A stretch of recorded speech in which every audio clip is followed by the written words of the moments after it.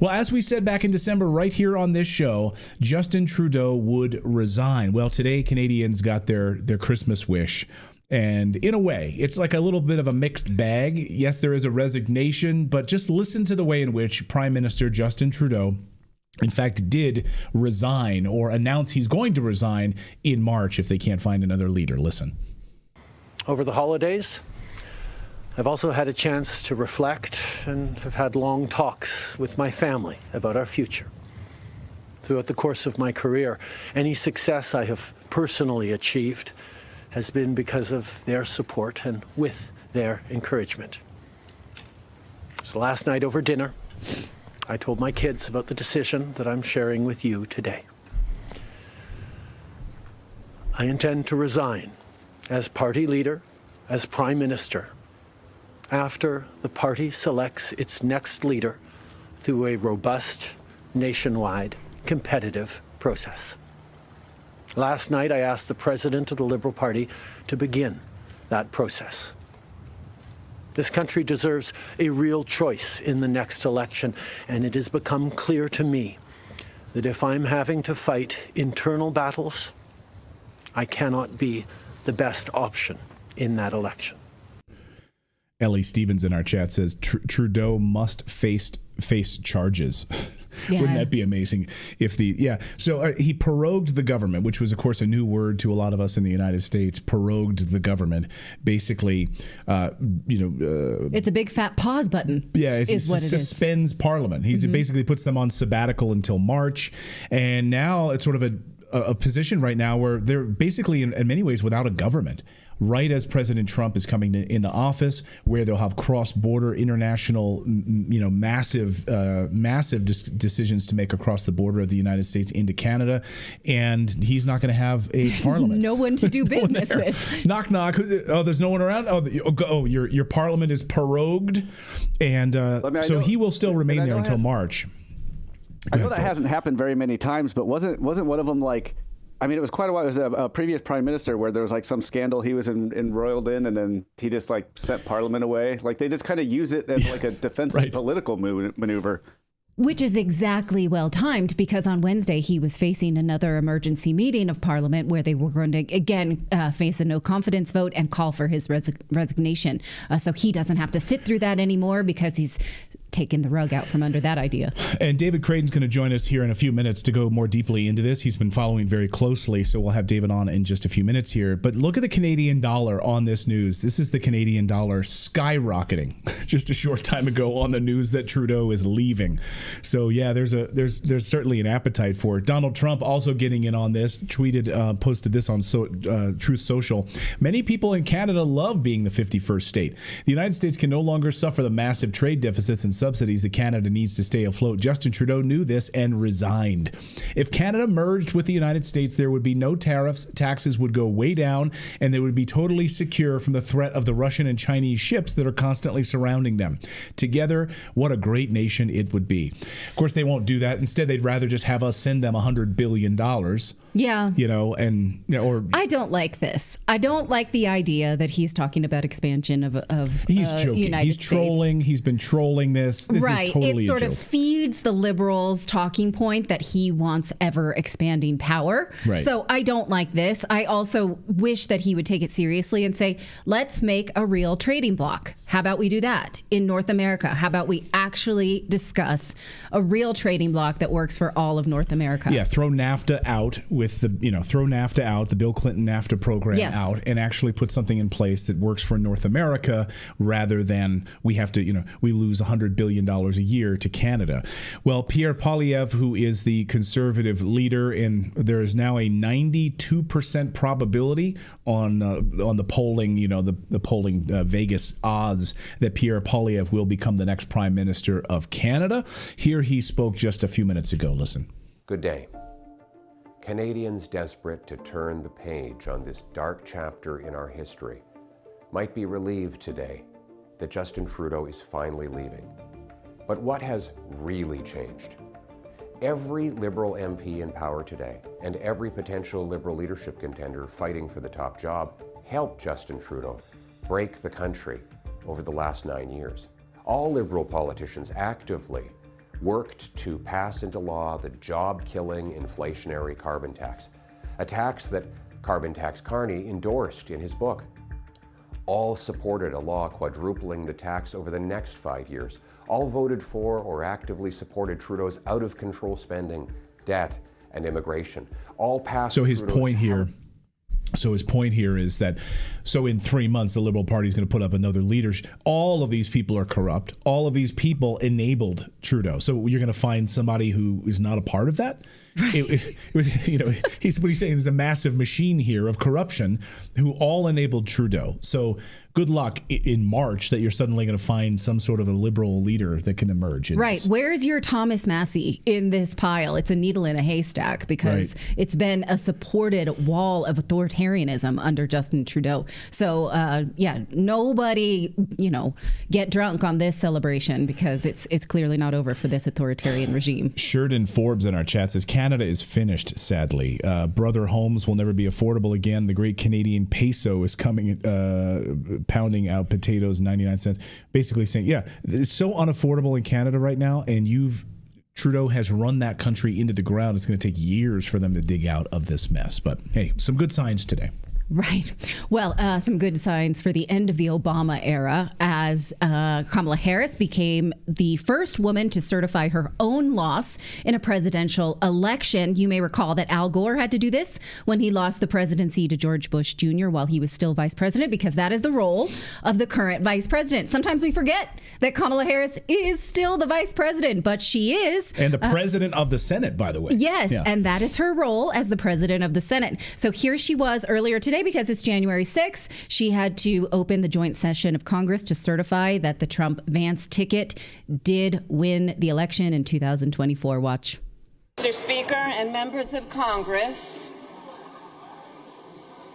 pursuant to the Constitution and laws of the United States, the Senate and House of Representatives are meeting in joint session to verify the certificates and count the votes of the electors of the several states for President and Vice President of the United States. We watched this with our children today because the school district extended the holiday to stick it to us, I guess. It's a little extra torture. They're off for 2 parents. weeks. We don't need this one extra day. We do not. But anyway, we gave them a the civics children lesson. did get to watch this, and the girls were like, oh, I feel so bad for her. Let me know how you feel. I do feel empathy. That had to be a hard thing for her to do, and after a really long and grueling presidential race. But that's the way it went. This is being called by the New York Post the end of the Obama era, and I really do appreciate this take because Democrats are feeling a deep sense of betrayal.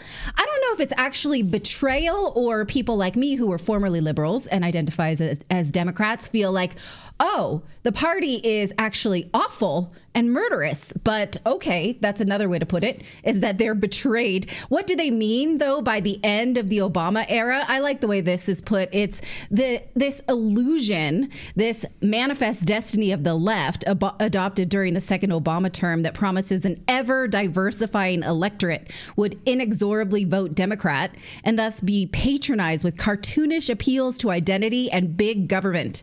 Yes to all of that, right? Isn't that what we're celebrating? Not necessarily the rise of Trump, but the death of this, which was utterly 1984-ish. We lived through it. They talked about DEI rules across federal agency, this rise of neo-racism where white people had to be punished for something they never did. Open borders that would buy Hispanic votes, the Green New Deal that would buy these environmentalists without actually giving them data on whether or not this would work or tank the economy, validating the rhetoric of pro-Hamas supporters. Then they talk about this second pillar of Obama era, which was the new industry of shadow government, which was NGOs. We've talked about this ad nauseum for the last 4 years. Consultants, activist groups, foundations such as the human rights groups getting their politics into law. It's been horrible. The third era of the Obama administration, he talks about here, or the third pillar, massive cancel culture with accompanying online authoritarianism. Yes, Yeah, that has censorship. happened. Right. So that is actually what I was celebrating when these January 6 votes were certified today. Less the rise of Trump, but the end of this absolute nightmare. I also blame Democrats for many deaths of innocent people abroad. Well, and in the United States, not just abroad, nationally as well. Well, and Obama, of course, has been running the show from behind the scenes. And so this really, now they're out of power. They're out of power in the White House. They're out of power in the House, the Senate, in the Supreme Court. So now you're going to see them dissolving into these NGOs and these non-governmental organizations, these But Obamaites. will they have the same power that they had under Democratic terms? This is something that those allied with the Trump administration have to watch for carefully. So is this really the end of that? Because that's an ugly monster. Could it morph into a different way that the Trump administration doesn't see? Who amongst us is going to hold their breath for this to actually be dead?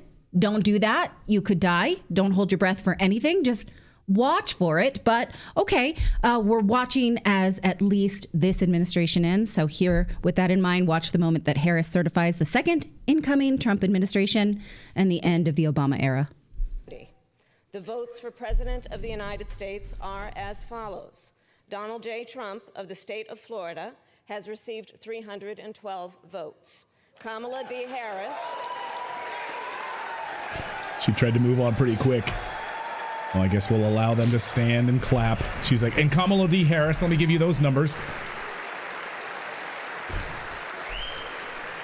And our chat room is saying they have zero empathy for her, by the way. No? Zero empathy. Nobody? Harris of the state of California has received 226 votes.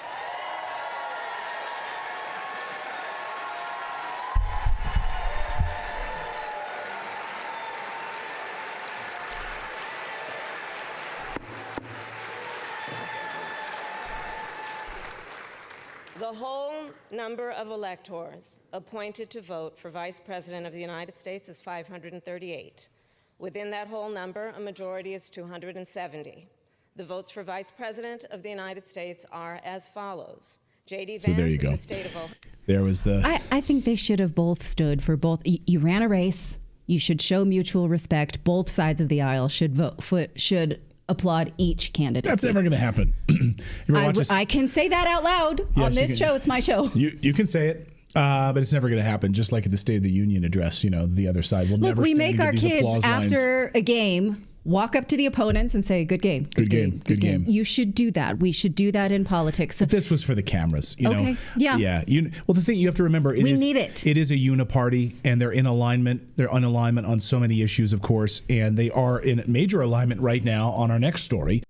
Do you ever have a feeling you're being surveilled and hesitate to share things of interest via text message or email with your friends and loved ones? Well, recently, outspoken parents at a PTA meeting in Catholic Americans have been labeled as domestic terrorists by the FBI. These types of labels can be used to allow the U.S. government to surveil its own citizens and others who live abroad without any legal due process. Fortunately, the founders of Bunker have created an app to uphold people's rights. Bunker is not beholden to any third-party corporation, investor, or government. Bunker deeply believes that privacy is a human right and that everyone on Earth deserves bank-level security. Bunker provides you protection from state and corporate surveillance, as well as cyber criminals. It includes a completely secure and private messenger, a robust password manager, secure cloud storage, and files for your documents. Bunker is built to uphold the rights of people and protect them from cyber crimes. Download Bunker from the App Store or the Google Play Store today. Use the offer code REDACTED to receive your first year for free. The corrupt House Republican Mike Turner is warning America that ISIS terrorists have infiltrated the United States and are plotting attacks on Americans right now. Oh my God! Really? We need to go to war with Iran right now because clearly Iran's behind all of it. So we need to go to war right now. This is exactly what the Uniparty wants. So they are behind without the cameras, Republicans and Democrats, the neocons, all shaking hands, all excited about trying to push us into this war right now with this narrative about ISIS and Al-Qaeda terrorists. Of course, totally forgetting the fact that we created ISIS, that we fund them. We use them for regime change operations. This is where I've been really disappointed in a lot of the conservative media over the past 72 hours, parroting all of these FBI and CIA talking points. Wait a minute. We slam the FBI and the CIA on a regular basis as murderous organizations and corrupt organizations, right, on this show. They don't have the American interest at heart at all. They target Americans. And yet then the FBI and the CIA come out with information and talking points about ISIS, and the conservative media runs and say, oh, well, the FBI says. What? What the hell happened to you people? Wake up. So Mike Turner was on CBS's Face the Nation on Sunday when he stated that the FBI and other intelligence agencies know for certain that ISIS and other terrorist groups are operating on U.S. soil. Listen to Turner. Chair Turner, shortly after that, you said on this program, we have terrorists that are actively working inside the United States that are a threat to Americans. Do you know if there are active terror cells in the United States right now? Well, I think the issue of cells, and you and I were talking about that at the beginning of the show, are there individuals that are affiliated with ISIS and terrorist groups and organizations that have crossed the border, that are inside the United States? Director Wray, FBI director, has said so. We certainly have intelligence that says so. I agree with his assessment. Jim has also seen it. He's testified before our committee publicly of that fact.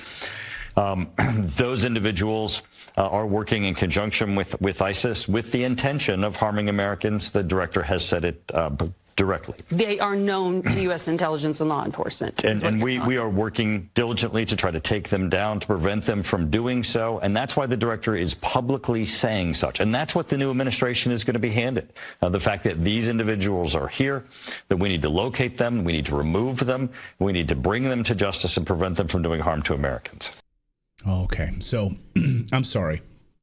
The same people that you funded and organized to carry out regime change operations in Syria, Libya, and any other place that you want are now in the United States because you let them come into the United States openly, walk right across the U.S. southern border, so they're here. But now, suddenly, they're not on our payroll anymore. We know exactly where these people are, and now they want us all to be scared, use these false flags as an opportunity to go to war. Of course, Mike Turner, massively corrupt member of the U.S. House of Representatives, and of course associated deeply with the intelligence community. He's there praising Christopher Wray. The guy lied to you. He lied to all of us in front of Congress about January 6th. He's lied to us repeatedly. So now we're trusting Christopher Wray? Really? This is what's happening? Remember when Tucker Carlson had David Grush on to talk about disclosure in the UFO program and found out, of course, that the stonewalling about this program came directly from Mike Rogers and Mike Turner. Watch Tucker's great response. Watch. At what point will this become public? So I'm glad you asked that. So I mentioned the Schumer amendments, the UAP Disclosure Act of 23. It's currently in conference. It's part of the fiscal year 24 National Defense Authorization Act, which is what funds the DoD and IC. But right now it's in a perilous position because, as I'm told by staffers on the Hill, the House Armed Services and Intelligence Committees are trying to block it, specifically Mike Rogers and Mike Turner. They believe it's duplicative. It's not going to assist AARO in any way. However, having Mike Rogers and Mike Turner, the mics, and the thing is this provides two of the dumbest people in Washington. So just pure tools of the national security state. So it helps them give top cover. It helps them declassify. Pure tools of the national intelligence state. Pure tools of So when you see pure tools of the national intelligence state on television, telling you and spinning a narrative, there's a reason that CBS News put these people on this weekend.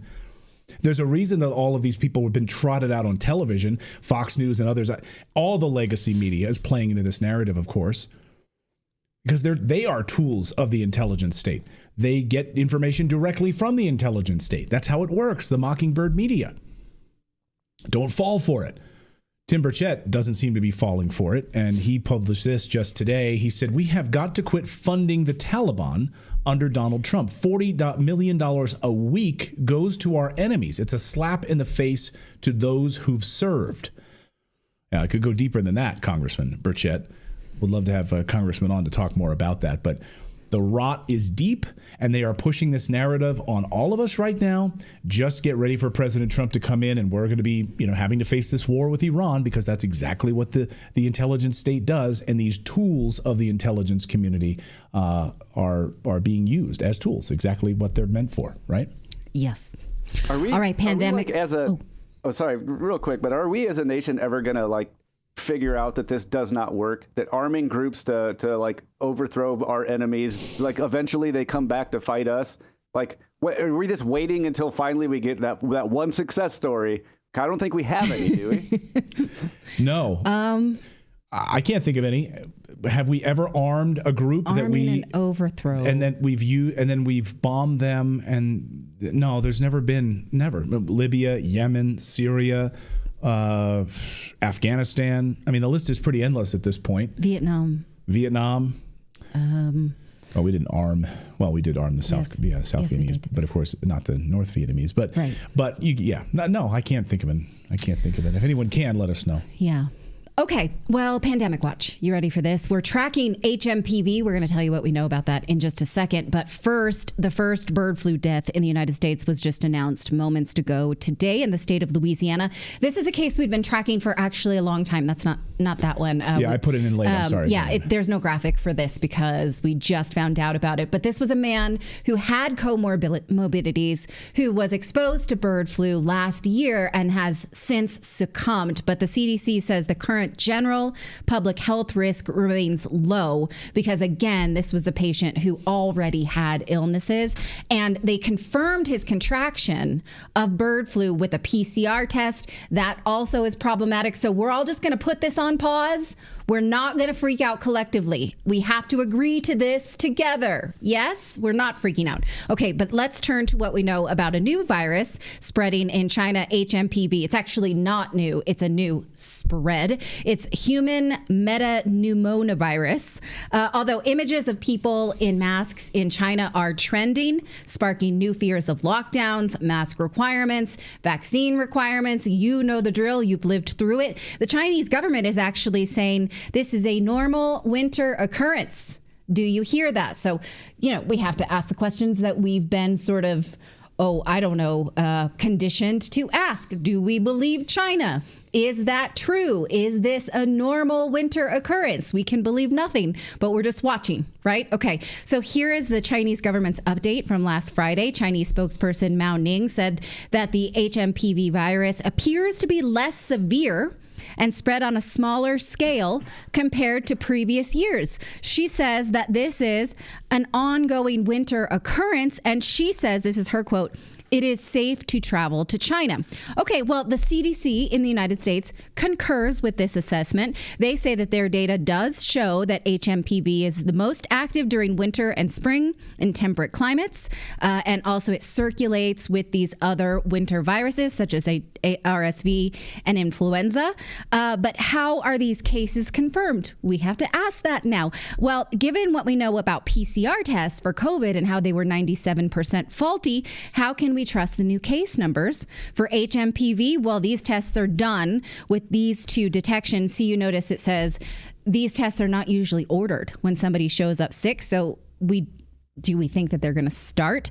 They're done by blood, urine, and nose mucus. And again, they say they're not common. So how long until we see them surging prices for tests that may or may not be reliable? We don't know, but we've learned to ask. One thing that people have rightfully noticed is that this virus does affect children. Recall how people predicted that the next pandemic would have to affect children for us to take it seriously or buy it. This one does, according to the CDC, that it is, in fact, a concern among young children, older adults, and people with weakened immune system. So far in China, they've confirmed 14 children have contracted it, but they are not publicizing a high death rate or a high hospitalization rate. There is no vaccine or antiviral even to treat it now. So that's what we know collectively about HMPV. We're going to not panic until we know more. right? We're agreeing to that collective Don't fall agreement. for it. Okay. Someone in the chat on Rumble says, should I kill all of my parakeets? Browntown Express says, should I kill all of my parakeets because of the bird flu? Or no, I wouldn't do that. I wouldn't do that. Okay.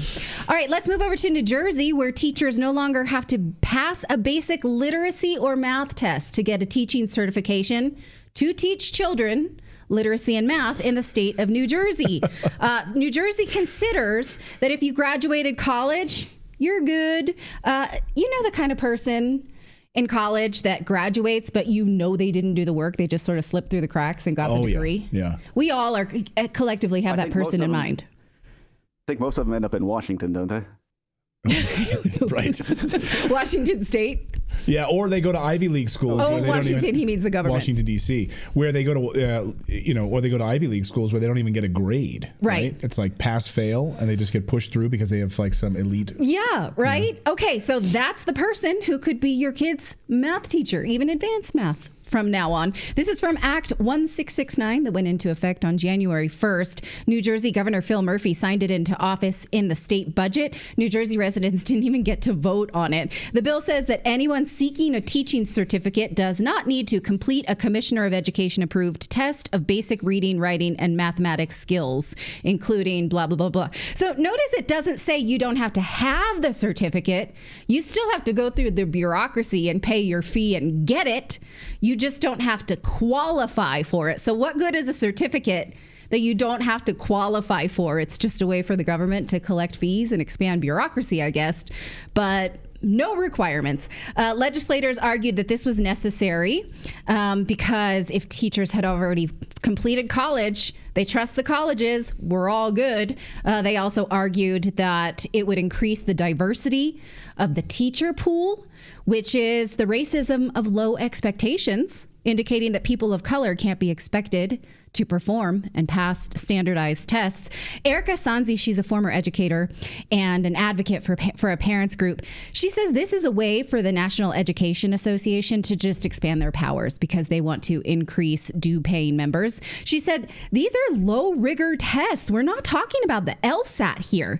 The fact that the failure rate on those tests have been high for so long is a problem. So all those people, think about it, who've been failing out of this tests, now get a free pass. Floodgates are open. Don't have to pass it anymore. Come on, teach some kids. All good. She says this is really an indictment of not only the education system that these aspiring teachers are coming out of, but the colleges of education that give them a degree when they're not qualified. Doesn't matter anymore. They get the degree, they can just go. So what she's saying is people have been getting these degrees and failing the tests. But we're pushing those people through now. New York, California, and Arizona have made similar moves, dropping basic requirements for teachers. I'm not going to explain why this is awful. I'm going to let my hero, economist Thomas Sowell, do that for me. Here's a quote that sums that up beautifully. If you want to see the poor remain poor, generation after generation, just keep the standards low in their school and make excuses for their academic shortcomings and personal misbehavior. But please don't congratulate yourself on compassion.